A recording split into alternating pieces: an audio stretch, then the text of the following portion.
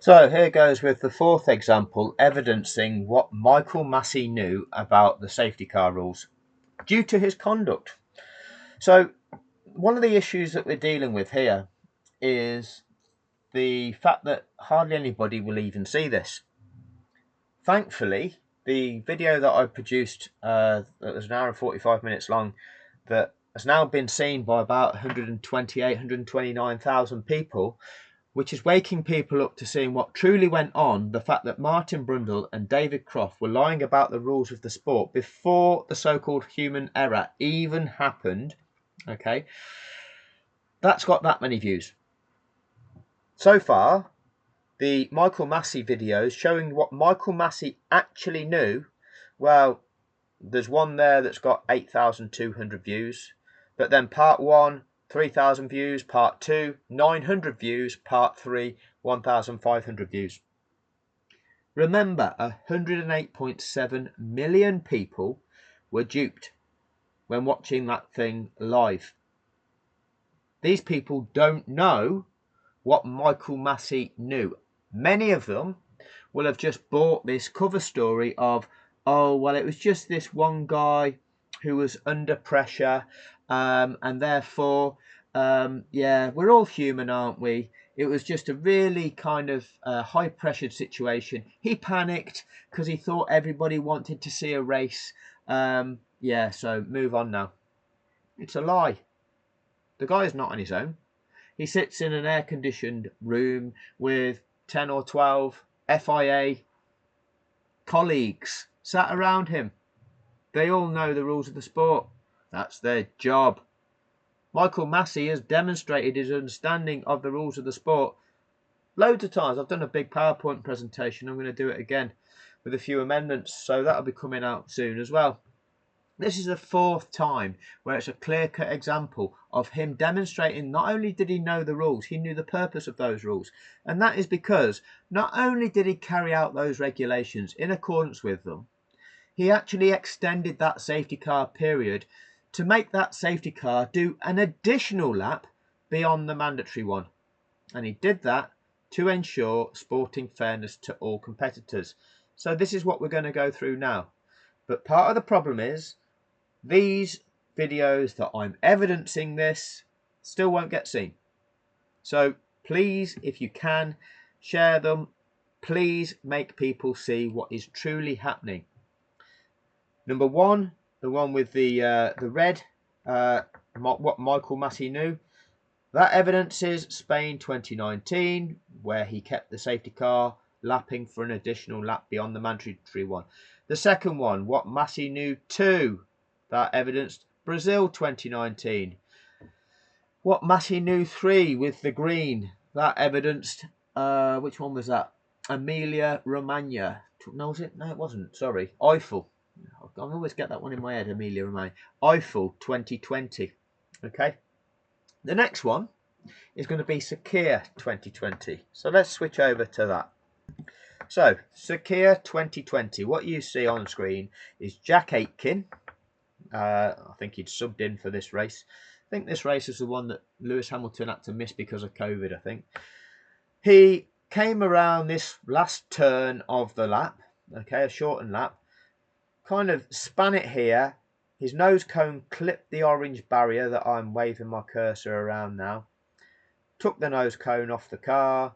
There's the nose cone on the track, and he then just came across here, and he's entering the pits now to get a new nose cone. So what happened is they decided how they're going to deal with it.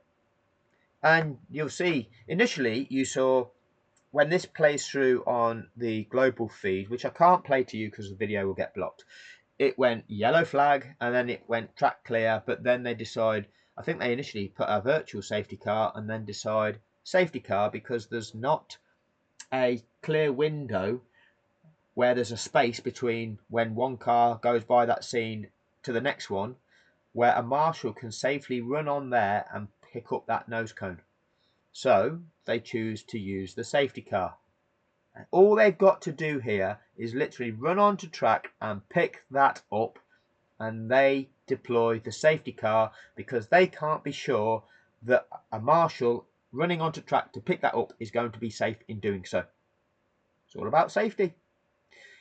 In doing so, that neutralizes racing. It nullifies everything that has been built up beforehand. And I'm going to show you that. What I want you to pay special attention to in this video is Martin Brundle and David Croft. I want you to listen to their commentary. Are they saying to you, how long will they wait? They don't have to do that. I don't think it's mandatory, but that's normally on a wet day in Belgium. Have a listen to if you hear any of that from Brundle and Crofty in this example. This is the 4th time that Michael Masi has done this process, and he's kept that safety car on track for longer than required by the regulations. And you'll see exactly the reason why he does it.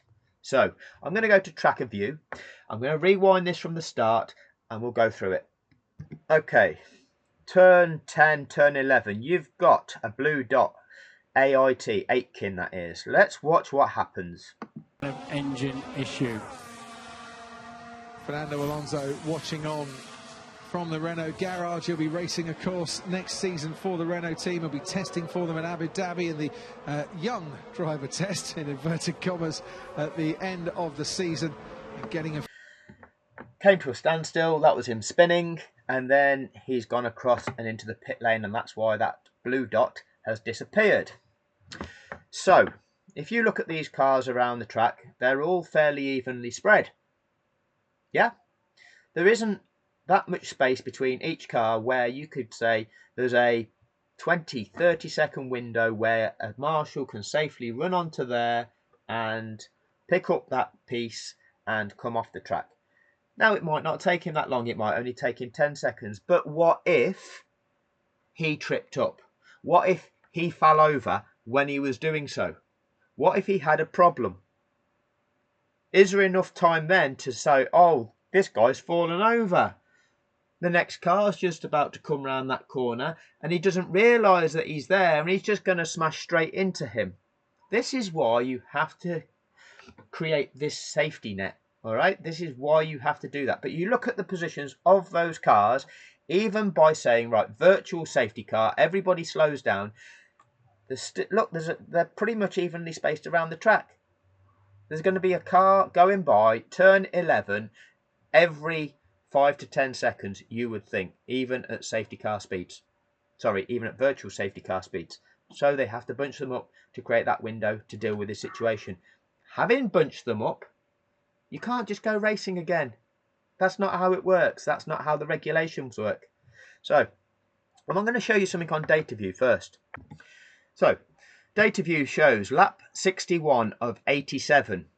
Currently, George Russell is leading the race. And as we look at this position here, George Russell is where I'm waving my cursor, the Mercedes kind of bluey green, because he's substituted in for Hamilton in this race. And Jack Aitken is up here towards the end of the lap. Kevin Magnussen is the one that's right at the far right hand side of that bar at the bottom there. If you see this bar at the top, you'll see it flash a few colours. Fernando Alonso watching on from the Renault garage. He'll be racing a course next... So, yellow flag, there's an incident. ...season for the Renault team. But because he has then kind of span and then carried on, they've gone, oh, actually, he's okay. Not necessarily realising straight away that there's debris on the track. And then they're like, oh, well, actually, there is debris on the track. We need to deal with this. He'll be testing for them in Abu Dhabi in the young driver... See? Yellow flag, track clear. Test, in inverted commas, at the... Okay. So this is what's going on at that moment in time. They have to realise, oh, there is actually a safety concern, that being that front wing is on track. So that needs sorting out because the track isn't safe. Race situation. Lando Norris in 11th position has been lapped. Okay? And so that means every car that's still running that's lower than 11th has been lapped. Fittipaldi in 17th is 2 laps down. All right, so the leaders, which are Russell, Bottas. So at the moment, if you look at the grey dot of Fittipaldi, where I'm waving my cursor at the moment, okay, Ahead of him on track are Russell and Bottas, and then it's Fittipaldi, and then it's Perez. Okay, so only first and second have made it past Fittipaldi, so he's only been lapped twice by those front two. Jack Aitken is only a lap down. Watch what happens now. The end of the season and getting a feel for what life is like back at Renault, of course, will be Alpine. Yellow flag again. Jack Aitken gone into the pits. So whilst he's in the pits, For next season, there's a front wing lost by Jack Aitken. We're going to need a safety car then to clear that away, I think. I think I saw it on the exit of the last corner. There it is. So either a VSC if there's enough of a gap around the track. It is a VSC. It is a VSC. So they can hope to find a gap and send somebody out to pick it up. There'll be debris on the track as well for good measure. So this, as you said, Crofty, just neutralises the race. So what do Brundle and Crofty demonstrate about their knowledge of safety procedures? That will be a VSC if there's enough space for somebody to get out there. Oh, there's not enough space, so that's going to have to be a safety car eventually. Jack Aitken's gone into the pits. Whilst he's in the pits, the leaders Russell and Bottas have gone by him. Rather than closes the pack up. I like your analogy of the Scalextric set, all on the same Piece of track. Yeah, on the same side of the track. Which is in effect what it does. I think for George Russell, he would much rather have a... So now, you've still got George Russell, you've still got Valtteri Bottas, Fittipaldi, the grey dot, and then Aitken. All right, so Perez, the pink dot, is still completing the previous lap, which was lap 61 for them. So Aitken is now 2 laps down on the front pair. Let's watch this through.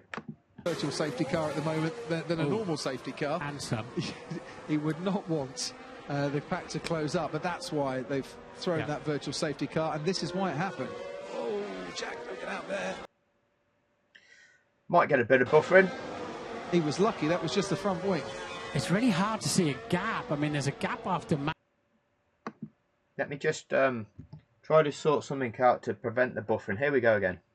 Magnussen now, but where is it? I was just saying there's the replay. I was looking for the wing. It's there. Yeah. So there's a gap behind. Safety car. Okay, see the yellow banner at the top of the screen. Sorry it's blurry, but it's changed from virtual safety car, VSC, to safety car. And why is that? Well, they've looked at the situation. They have tracker view. They've got the GPS recordings from each of these cars. They can see where the locations of these cars are on track. They've got data view. They can look at what the situation is. They can see these diagrams that we're looking at now, although probably in better contrast than this, not as blurry. And they've determined that there's not a window of opportunity to get somebody on track to remove that safely, and therefore they have to do it by utilising the safety car in order to carry it out safely. That is the job of the race director and the clerk of the course, to ensure that competition is carried out in accordance with the rules of the sport and safely. That is their job.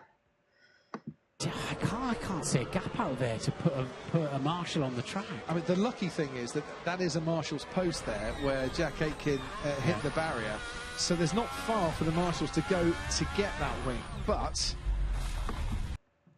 as it's been declared safety car, because it says it at the top of the screen, Brundle and Crofty haven't caught up yet. Okay, Brundle and Crofty are still talking about it as if it's still virtual safety car. George Russell's gone into the pits.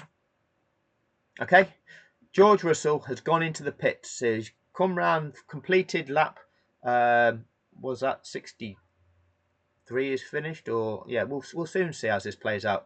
And we'll look at Valtteri Bottas. You're going to need Usain Bolt to do it safely. So there you go. Russell's pitted, Mercedes are double stacking.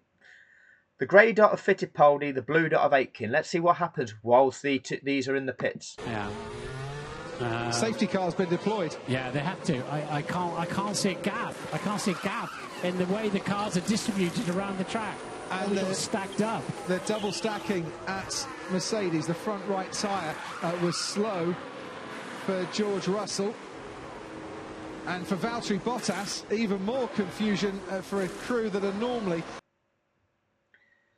Right, buffering again, but we'll try and get through this. Very, they're not happy adept. with the left front. They're not happy with his left front. Right, again, apologies for the contrast of this, but George Russell has emerged back onto the track, but Fittipaldi went through. Okay, so he is now only a lap down because he unlapped one of those laps whilst George was in the pits. Russell has come out ahead of Aitken. However, Mercedes got things wrong. They screwed George up with changing the tyres incorrectly. They put on a mixed set of tyres, I believe, and therefore they call him in again at the end of this lap, which unlaps Aitken again. So you're going to see this follow through. Well, they double stack. They've reacted really, really quickly, Mercedes. And in fact, I'll play this through on tracker view, all right, because it's going to be easier for you to see the locations of the cars and how they all bunch up then. Okay, I've rewound it to this point, so we've got Russell still shown as being in the pits, Bottas shown as being in the pits, Mercedes double stacking. Fittipaldi has crossed the start finish line, Aitken is here, all right, and let's just watch whether Fittipaldi goes through and where George Russell emerges onto the track. Was slow for George Russell. And for Valtteri Bottas, even more confusion for a crew that are normally... So Fittipaldi has unwound one of those 2 laps that he was lapped by the leaders. Aitken is still behind the leader, so Aitken is still 2 laps down on the lead. They're not happy with the left front. They're not happy with his left front. Well, they double stack. They've reacted really, really quickly, Mercedes, and this is costing Bottas. Oh, his brakes are on fire now as well. They had the wrong compound of tyre on, and that's why they couldn't send him out again. But now those brakes are overheating. Bottas needs to get out and get some air through those brakes to cool them down. He has lost track position to Sergio Perez. I've had people make a comment about, oh, well, Latifi's car couldn't carry on because it set on fire. Well, it set on fire because it was stationary. When you don't get airflow cooling those hot parts down, well, they start overheating and setting fire to things. But whilst that car is moving and the air is moving over them hot parts, it keeps it cool enough to not set fire, and which is what happened to Bottas here. As soon as you release him and you start him moving, well, that fire generally goes out, and the cooling effect of that airflow going over those hot parts keeps them cool enough to not catch fire. But as soon as you become stationary, like Latifi's car after it crashed in Abu Dhabi, well, that's when things start catching fire. But if you make no attempt to see if that car can actually be moved after you've crashed, that's rather suspicious. Anyway, we'll carry on. Esteban Ocon, Lance Stroll. He's gone from 2nd to 5th while all that was happening. So that was Bottas with the delays in the pits there. The delays caused to Bottas were a result of Mercedes messing up with George Russell, and then they're like, well, what do we do now with Bottas's car? We've put a mix set on George's. You know, we talk about Valtteri Bottas having such bad luck this year in Formula One. There's the latest example. Well, and he's got a set of hard compound tyres on rather than mediums as well for good measure. And, well, that's given George Russell a massive breathing space. Of course, he will have a restart. They will all now stack up behind George Russell and the safety car. But that's just changed the face of the Grand Prix. I'm just wondering here, Martin, if they haven't just put the same tyres on Valtteri Bottas's car back on again. Because he wouldn't have George, another set. We're going to need to box. We have a mixed tyre set on the car. Oh no! And that's led to the confusion in double stacking. They brought out 2 sets of tyres. They've got a mixed set on. So George Russell, as you can see, goes in the pits, and in doing so, Jack Aitken will go by, and therefore has unlapped himself. He's now essentially only 1 lap down because he's no longer behind the leader, and is now only 1 lap behind. So let's see what happens. This is going to cost George Russell a penalty. It happened to Valtteri Bottas in Spa once. Yeah, as long as you come in and sort it out within 3 laps, I believe it's okay. See, Martin He believes it's okay. Martin knows some of the rules and regulations, but not others. See, Martin believes the safety car rules are optional. They're not mandatory, and that they can be picked and chosen as to whether you apply them and whether it's a wet day or whether it's in Belgium or not. But he's the expert of other things, isn't he? That's strange, Martin. Okay. So basically what's happened is they've got some of Bottas's tyres on, or indeed all of Bottas's tyres on. He might still come out in front, you know. Just looking here as Perez. No, he's not going to What we're going to get is these come out in front, because look. These competitors will bunch up, as you will see. The race leader now is Sergio Perez. Okay, the race leader is Sergio Perez. So with that being the case, the race leader was George Russell. Okay, the safety car will have picked up George Russell. Aitken was behind George Russell. George Russell pitted. So the first car behind that safety car is now Aitken, followed by Giovinazzi. As you can see here, Aitken, Giovinazzi, but the race leader is Perez. So what do they now do? There's Perez, there's Ocon, there's Stroll, here's Bottas, here's Russell. Yeah, because Russell lost all the time behind the safety car on that lap. He lost so much time just diligently following the safety cars as he's obliged to do. And that's just wrecked his race. I was just about to say about Valtteri Bottas's bad luck this. So what we're getting now, see where the safety car is, where Aitken's blue dot is. We've got all the time that it takes to get round to turn 11 to get somebody on the track to remove that nose cone. This is what a safety car does. It starts bunching those cars up to create this window of opportunity to enable somebody to go onto the track in much safer circumstances. That's what it's all about. Rather than having a car pass that scene every 5 to 10 seconds, you've got now a window of a minute, 2 minutes potentially, where somebody can get onto track and work in safer conditions. That's all it's about. Season, George Russell's just picked up a chunk and a half of Bottas bad luck there. Yeah, 25 laps to go. That's less than 25 minutes. So let's see what happened here, Martin. This is George Russell coming in behind the safety car for his first stop. And there's lots very, very long. Yeah, the crew having to adjust. Lots of tyres hanging around there. The call was obviously made late. So what's happening now? 10 car lengths. Evidently, they've actually cleared the track, and the safety car has released Aitken and Giovinazzi so that it picks up the leader. This is all part of the regulations. Okay, the safety car will remain on track and at least until the leader is behind it and all the other cars are lined up behind the leader. Let's see what happens. 2.2 mile circuit. Oh, some horrible confusion going on there, isn't there? And then I think now they've realised that there is a problem, and they might have sent Valtteri back out on the same tyres. Someone's come out from the garage saying, no, can't put those tyres on. You just got to send him out with what he had on before. You're right, they put the same ones back on. Because that was the lesser of two evils. Otherwise, he's going out with a mixed up tyre set as well. Yeah.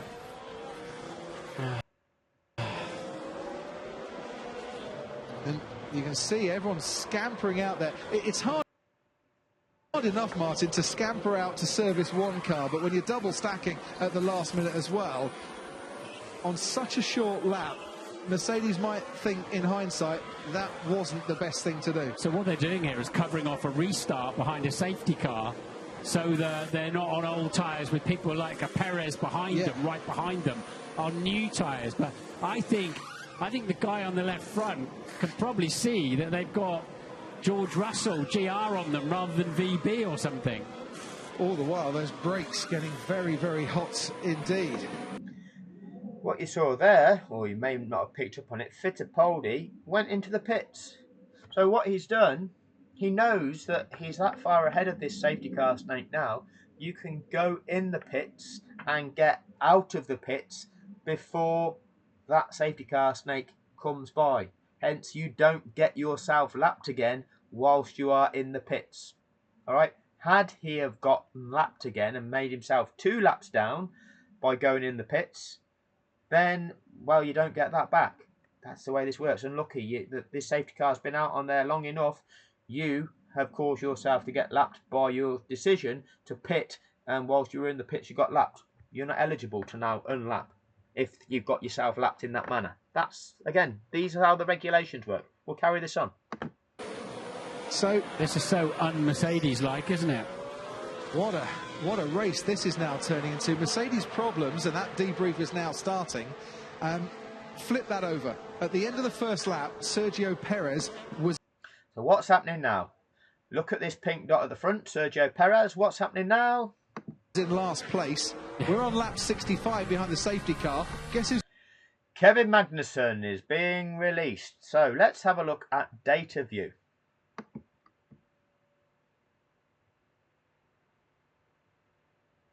So we should have... What we've got, if I just go back 10 seconds, Kevin Magnussen was a lapped car. Here you go. Plus 1 lap. Raikkonen plus 1 lap. Fittipaldi plus 1 lap. Aitken plus 1 lap. So at this stage now, after the safety car has been deployed, after drivers have gone in the pits, some of them have gone in the pits, some meant that they were unlapped. They stayed on track whilst those cars ahead of them pitted, meaning that they unlapped themselves. At this stage now, there are only 4 cars in this race that remain a lap down. That's Magnussen, Raikkonen, Fittipaldi and Aitken.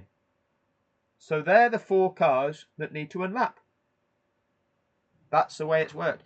Now, if I'd have played you through this on data view, you'd have actually, and for those that might have been paying attention with where these dots were on tracker view, you'll have seen whichever cars pitted and whichever one stayed out on track, this play out. And all those that were lapped from Norris in 11th down, you'll see which one of those actually got that lap back when cars ahead of them pitted and they stayed out on track, meaning that they're okay now.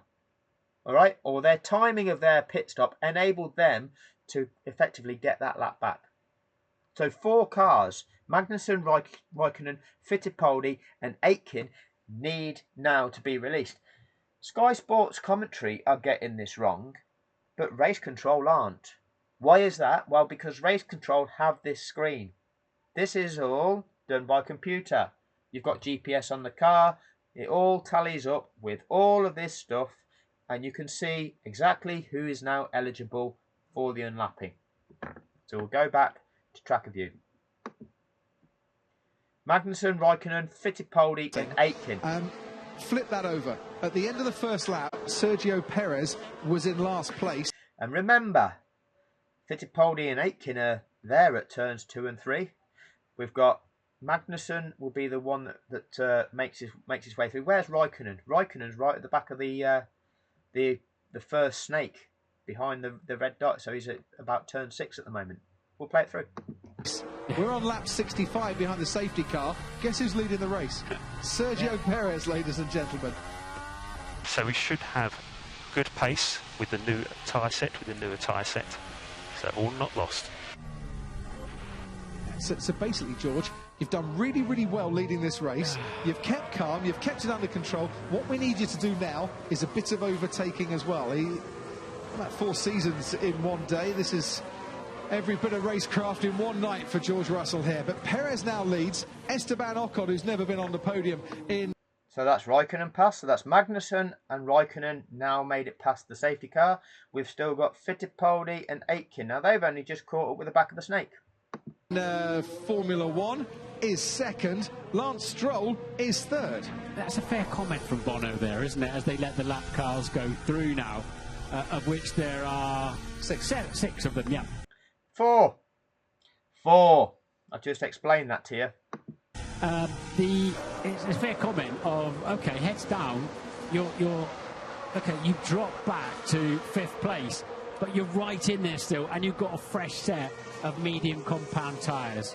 I remember Ted Kravitz at a race once at Hockenheim when Lewis Hamilton was pitted by McLaren at the wrong stage, and he had to come through from 5th to win it as well, and he did so that day. I wonder what we're going to see from George Russell tonight. Ted, to you. Well, yeah, but I also remember Monaco when Mercedes made a pit stop that they didn't need to make. They're the only 2 cars in this race, let's face it, for the win, and they could have easily gone to the end on the hard tyre, couldn't they? All right, it might have been tight, and yes, the computer might say pit. Right, you can see that Fittipaldi, the grey dot, is making it up through the field. Aitken, not so much. If there's a safety car, but they didn't really need to pit, did they, if we're honest with each other? But anyway, we'll see what happens after. But Lance Stroll trying to make a one-stop race work on a set of tyres that have done 20... So there's Fittipaldi, that's 3 of 4. Aitken has only just realised he's got to overtake. So let's see what Aitken can do. 3 laps on the medium should at least be straightforward for Bottas and Russell. But it is now Bottas leading Russell after Russell was in command throughout the whole of the first stint. Just Martin with Perez first and Stroll third. Remember, this is the start-finish line where the checkered flag is, where I'm trying to wave my cursor. He needs to have passed the safety car, or passed the leader by then, to make sure he's released, and then the safety car stays out for 1 extra lap. Let's see if it happens. This time last week, Otmar Safnauer left So the this should be paddock. a big tyre advantage. I hope so. Well, because Valtteri's on a blind date with his, isn't he? Yeah. What's he got on there? Okay, so Aitken has passed the safety car and the leader by the end of this lap. So let's just double check this. We'll go to data view.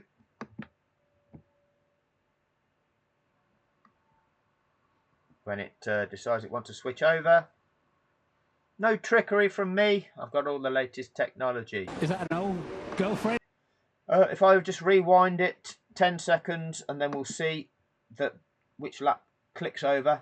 So they're currently finishing lap 66. Because Valtteri's on a blind date with his, isn't he? Yeah. What's he got on there? Valtteri. Okay, and you can see Aitken leads them over the line, completing lap 66. So lap 67 has to be that mandatory safety car lap, and then they can go racing on lap 68. Let's have a look what goes on. In fact, let's go over to Tracker View and have a look on Tracker View at what goes on. Valtteri's on a blind date with his, isn't he? Yeah. What's he got on there? Valtteri on his car has got the hard tyre on that he had. You know, is that an old girlfriend he carried around earlier on today in the race, or yeah, it did appear to be the same one's got. Remember, Brundle and Crofty, they're hyping you all up during this safety car period. Are they going to release the lapped cars? I don't think that's mandatory, but that's normally on a wet day. And if they do, how long will they wait? We just need to get them out of the way of the race between the leaders. This is what they say to us all the time. Listen out for that. Listen out for that. I've not heard it yet. You may have, if you've been watching something else, but not if you've been watching this. Going back on, didn't it? So, yeah, George is reacting there with just 20 very short laps left. It's like, look, yeah, I had this race under control. Well, I better have some grip, but racing points down the straight are not going to be that easy to pass. No, Perez has done 19 laps on those tyres, so it's not a given that he's going to get the best out of them as well. Look what this is doing for Racing Point, though, in the Constructors' Championship. Wow. 194 points. I said this time last week, Otmar Safnauer left the paddock like someone had just overcooked his favourite burger. Tonight, I think they're perfectly cooking his favourite steak, and a nice bottle of red wine to go with it as well. He will be absolutely delighted at the way this race is turning out. Renault with Esteban Ocon. I don't think it mattered. I thought these races only mattered if either Lewis Hamilton or Max Verstappen was winning them. Because if they're not championship contenders, then surely these championship events don't matter. Oh, but the last race of the season, we have to make that a duel between those first 2 guys in the championship. Oh, is this a race that's just a duel between first and second in the championship? No, it's not, is it? Funny that. The Joker in the pack of the top 3. He's never finished on the podium before, running in second place. Yeah, incredible. Now, with this tyre situation, Mercedes can't afford. Is the safety car coming in this lap, fellas? Is now the leader going to be backing these cars up? Because you've been focusing our attention on all this all the way through now, haven't you? What's happening now, lads? What's happening now? Let's see how it plays out. But if Valtteri hasn't got the pace on those particular tyres, they need to get Russell straight past him because they can still win this. Right. But so can the Racing Point. Oh, brilliant. Esteban Ocon hasn't been as high as second since 2017 when he was racing for Force India, who are now Racing Points and who next year are going to be Aston Martin. And his career best finish of 5th that he got in... For those of you that weren't following, this is when they should have gone racing according to the regulations. Once the last lap car has passed the leader, the safety car will return to the pits at the end of the following lap. Well, that following lap, that was that lap that you just saw.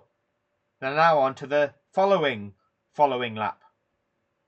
Far this season, well, now he's in a podium position. Behind that, look how Valtteri Bottas weaving to get the temperature into his tyres. Russell staying quite calm after an accident that was caused by the car that he normally sits in and has cost him the lead of this race. Yeah, George, they're choosing not to keep his tyres warm. They've got the DAS system, haven't they? The dual-axis steering system to warm their fronts up, but he'll need safety cars on this lap, so we're going to need... Safety cars in this lap. Wow, well, why would that be then? I wonder why Michael Masi would now select to bring the safety car in this lap. I've got no idea why he's made that random decision. Because maybe you can do this. It's not mandatory. There's no purpose for it. It's just the race director can do what the fuck he wants. No, there's a purpose. Need some tyre temperature. We're going to need some grip from all of them. 20 This is going to be classic. I love it. 20 or so laps, ladies and gentlemen. The man who is leaving Racing Point at the end of this season, yet to secure a race seat for 2021, leads this race. The man whose seats that he could get is Alex Albon, who's in 10th at the moment, and there will be many comparisons made between both drivers, I'm sure, at the end of this race. But Perez delivering again. Close to Perez at the end for the win. They reckon that Bottas, on that side of the Mercedes garage, can do it. What are they saying? On the other side, Lance Stroll nearly goes right into the back of Esteban Ocon in a bid to warm up his tyres and his brakes, and he nearly got that all wrong. That might cost Lance Stroll. They're going to tell us that Jack Aitken is going to be arriving on super hot tyres now, having been able to go around that lap at full speed, and he's going to have such an advantage, because they told us that in one of these incidents. But we're now going racing again. Oh, Jack Aitken fully caught the back of the pack now. And everybody's nose to tail in the correct race order with about half a second between each competitor. See what it looks like on track of you. Strange that.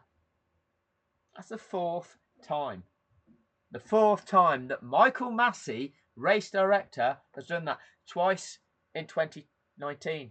Twice in 2020. These commentators, Brundle and Crofty, they're actually living this. And we get to Abu Dhabi 2021. Oh, safety car, safety car. What's going to happen here? Nobody knows. Are they going to release these lapped cars? Because we don't think that they have to. We don't think it's mandatory in the regulations. But that's normally on a wet day. Are they going to set them off racing with all these lapped cars in between everybody? But that's not going to be any good for Max, because he's going to have an awful lot to do with those 5 cars in between him and Lewis. Oh, this is so exciting. What's going to happen, everybody? Stay excited. Oh, wow, we're going to get one racing lap. It's all a fraud. It's all a fraud. Paid fraudsters. Absolute paid fraudsters. You can pick this out for yourself. Go through every safety car deployment.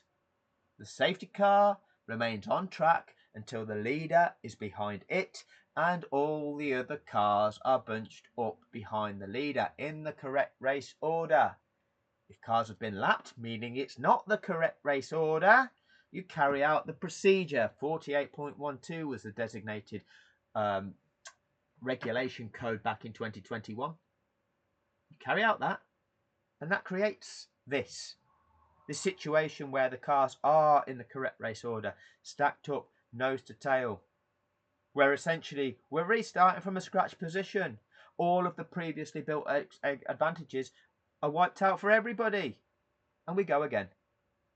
And that is what has to happen prior to any race resuming once you deploy that safety car. That's what the regulations are there for. And this sport pretends, oh, nobody knows what the safety car regulations are. Nobody knows what the purpose of them are. Oh, that was one of Charlie's. That was this thing that Charlie Whiting invented, but nobody knows what it was all about. We think it was just to get those lap runners out of the way of the race between the leaders, because that's all that matters. All we want to see is who's going to win out of who's first and second in that race, don't we? Because nothing else matters. All that matters is who's going to win out of Lewis or Max, because that's what mattered here, isn't it? Who's going to win out of Lewis or Max? Well, Lewis wasn't in that race. I think he had COVID. Max crashed out on lap 1. Funny that. People don't know this. So now that you do, please share it. Please make others aware of it, because that's the only way we're going to get this through to a global audience, to show people globally that they've been lied to by the sport of Formula One, by its commercial rights owners, Liberty Media, by every team, by the governing body of the sport, the FIA. It's a global fraud. It's a global fraud. And I'll keep making videos about it, and I'll keep exposing it. But you can go through my back catalogue. Some of my videos have got 150 views. And so just 150 people knowing isn't going to change the world. But when 1 million, 2 million, 5 million, 10 million people start waking up to this, when 108 million people wake up to this, when 108 million people, when the 500 million reported global F1 fans wake up to this, then this sport will have no hiding place. This sport will be exposed for being the fraudulent entity that it is, and every corrupt, fraudulent person that's in it is going to be exposed. But the only way that happens is this information is shared so that people begin to start seeing it for what it is and understanding it, and then we can enforce consequences for the perpetrators and we can ensure justice is done. So take responsibility, do what you can do to spread this message and wake people up. Help educate people, either using this video or produce something better yourself that demonstrates exactly what this video shows you, and use it for the right reasons. Use it for good. Use it to show truth. Please like, please keep subscribing, but most importantly, please keep sharing. Do what you can do. Thank you very much for your time.